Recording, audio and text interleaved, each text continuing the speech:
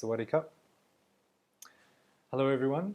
So this is the second week of the challenge. So I've got to do my video blog and talk about what's been happening and what books I've got through. So first things first, I thought I'd change my shirt because I noticed in my last two videos I was wearing the same shirt, so I thought I'd brighten it up a bit. So I hope you like it. Okay, so this week I managed to get through 3 books. And I'm pretty much halfway through 2 other books. And I managed to do my TED Talks, or I did how many? 4 TED Talks in total. Okay, so let's do review time. So the first book I want to talk about is Alexander the Great. And this is really opened my eyes up quite a bit to Greek society and the way you used to live back then. The main thing is that they were a very homosexual culture, especially the men. The men were, it was just normal to have young boys and to have lovers that were men. Most of the time, women were viewed just as like baby production systems. So they would often marry just so they could produce babies and stuff. But most of the sexual activity was actually with men on men. It doesn't talk about much about what girls were up to, but that's definitely the case for the men. And actually it became such a bit of a problem because population really started to decline in some of their cultures. With Sparta and some other Greek influenced societies. So interestingly, that when the Christian church came in a few hundred years later, you know, they really tried to get rid of homosexuality because they needed to increase the population, so they encourage only heterosexual relationships and stuff like that. So very interesting. Basically, Alexander is he's like a warmonger. Basically, he was born into a great empire by his father, lots of money, lots of power, and lots of giant army. And basically, from the age of 20, he took power, and he he was pretty merciless, just killing people everywhere. So, and he just walked through the Middle East and he just took over and he beat the Persians, who were their main enemy. He even went into India and was one of the first Westerners to fight with elephants. Because there's this cool story that he came across this Indian prince, and on the battlefield, this Indian prince had 200 fighting war elephants. Alexander managed to get 20 of his own elephants to fight in this war. And basically he ended up winning because he had really good battle strategy. So Alexander the Great is really just a great story about a military man. He died at the age of 33 years old and quite an alcoholic as well. So some people say he pretty much drunk himself to death. So potentially not a great story after all, but very interesting stuff about Greeks. And his one of his main tutors was Aristotle. So interesting stuff. But Aristotle, I don't know how much of his logic rubbed off on Alexander, because Alexander was very superstitious and he was really into worshipping gods and even doing sacrifice, mainly animal sacrifice for the gods. And in order to keep, so that he would avoid harm, basically. So that's it. So that's Alexander the Great. Another book I got through was Aldous Huxley, The Doors of Perception. This is a classic. It was written in 1953, 1954, one of those. And it was just one of those books, it's one of those books you really want to like, but I just found myself sort of not enjoying it very much, partly because it's kind of written in sort of old English style, like the language is old English, because he's written it in the 50s and 40s. It's got that real sort of air of English intellectualism, which makes it really kind of hard to understand. And because he basically, what the story is about, he takes a dose of mescaline, so a psychedelic substance, and basically he sort of records the experience. And it's like you can imagine him having one of those dictaphones, and he's just sort of rambling about his experience. And by the sound of it, he had lots of people around him when he was under the influence. and they were asking questions, and then he would just like, and then they would take him like to the bookshop, and then he would look at the books. And so I've really found it more like kind of kind of a bit of a rambling of an intellectual man under the influence of psychedelic substances in the early 1900s, and that's kind of all it is. I didn't really get any breakthroughs from it or anything like that. I found like Don Juan's kind of style of writing, or his explanation of drug experience is a bit more entertaining than this. But of course, check it out if you that way inclined. Almost finished this one. This one's Richard Dawkins, and he's getting quite popular as a scientist. He's written a number of books. This one's called The Magic of Reality, and it's really easy to read. I just feel like it's this really nice flow, and he's so enthusiastic. Like you could just feel him like bursting through the pages about how excited he is about science. And he really puts things into perspective. Like he tries to give you really good metaphors and everything to really understand basically Darwinism. So really hardcore Darwinistic approach. But every now and then he just leaves this sort of like an unpleasant taste in your mouth, because he's sort of he really has a stab at anything mystical.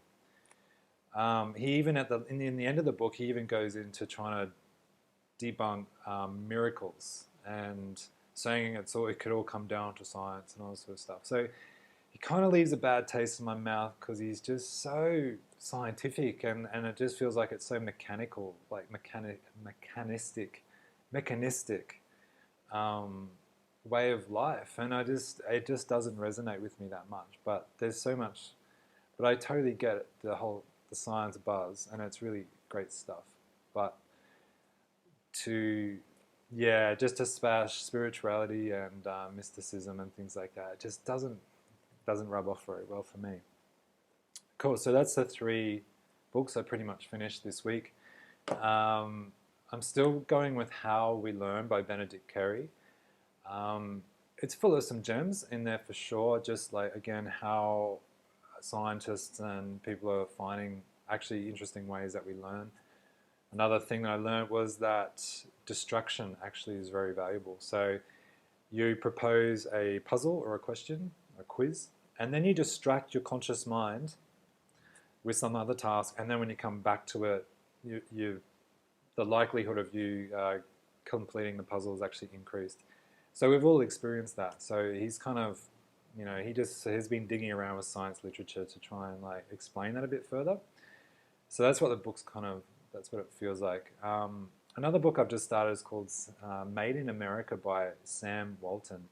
And Sam Walton was the man who started Walmart, and is said to be he was the richest man in the world. And basically on his deathbed, he took pen to paper and wrote this book called Made in America. So if anyone's interested in business or money, then it really should be one of the first books or a classic book you should read, and it's less than $5. Another book I'm going to attempt to read or look through at least is called Law 101, and it's basically about the legal system in America. So I realize I'm quite deficient in knowledge about law, so this is what I'm trying to do. And so that's kind of it for books. And just quickly about the TED Talks.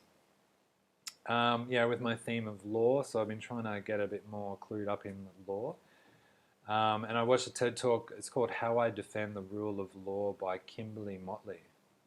And it's quite a powerful story. She is a lawyer, American trained lawyer. And she ended up in Afghanistan, and interestingly, like in Afghanistan, they've got the legal system in place, but they just don't use it. And there's no lawyers there practicing it. So when she was there, she found herself like going, I need to participate in this. I need to show people how to use the legal system. And it really reminded me of the Gandhi story, because many people don't know that Gandhi was actually a lawyer. He got a scholarship and he went to the UK and to study law, and he became a lawyer. And when he came back to India, he found himself in the position where no one was really like using the law properly. So naturally, he had to. Well, he felt his duty was to, use the law. And yeah, so it's quite an inspiring story. But these people that are in these places trying to practice law under these conditions are always threatened, like with violence and all these other things. So it's quite an intense story, but very courageous. Another TED talk, quite inspiring, is by Tai Lopez. He's kind of a funny guy to watch. It's called The Rule of 33%, and his basic story is that, well, in his TED talk, 33% means that you should spend 1/3 of your time around mentors or people that are smarter than you, 1/3 of the time around people that are at the same kind of level as you, and they become more like your colleagues and co-workers and friends, and then only 1/3 of your time with people that are a bit like lower or just not as clued up as you. And those are the people, that come and want help from you, and they also shower you with flattery and stuff like that. So, but you got to be careful not to spend too much time with those people, because you need to be exposed to people that are smarter than you. And always being around people that are smarter than you will make you always feel a little bit awkward. But that's good. That's a good sign that you're growing and that you're being sort of challenged. Another TED talk was What Happens When Our Computers Get Smarter Than We Are, by a computer nerd called Nick Bostrom. And it's actually quite a alarming, a little bit scary scenario that he paints. Computers becoming super intelligent, and how and when they potentially could overtake human intelligence. But his basic message is a good one, saying that, in order to be safe, and in order to, for humans to be safe, basically, is that we need to also build and include a kind of a value system into computers, so that they can learn what our values are and bring that into the way that they work. If we don't address that sooner rather than later, we could build these machines without that value system in place, and then, pretty much, it's a pretty much disaster for humans from that point on, because the computers will dictate what they value. But if we can somehow bring in human values into that intelligence, then humans will more likely to be safe. So pretty hardcore stuff. One more to talk about is a TED talk called Epigenetics and Personal Health. So the future of medicine, really, by Matt Rieman. Epigenetics is an interesting area. Basically, it's saying, that epi meaning before genetics. So it's these influential factors before we get to the genetic level, which influence the genetic codes. So food, environment, and things like that can actually switch our genes on and off. And he says, which is a really good point, is that everybody's got their own sort of genetic or ideal epigenetic circumstances which will help them to thrive. So instead of us delivering generic health information, for example, like everybody should drink 8 glasses of water a day, which is generic, not helpful and not true, not absolutely true information or health advice, is that once we become more aware of our sort of epigenetic uniqueness, that we can actually work out how to treat everyone individualistically and develop our lifestyles and our professions and everything like that in a way that supports our genetic makeup. Therefore, potentially, avoiding chronic health conditions and stuff like this. So it is quite interesting, and it's quite exciting. But I think I'm going to wrap it up there. I've been talking for 14 minutes, so thank you for staying with me if you're still there. Until next week, I will see you again. Have a good week, and goodbye.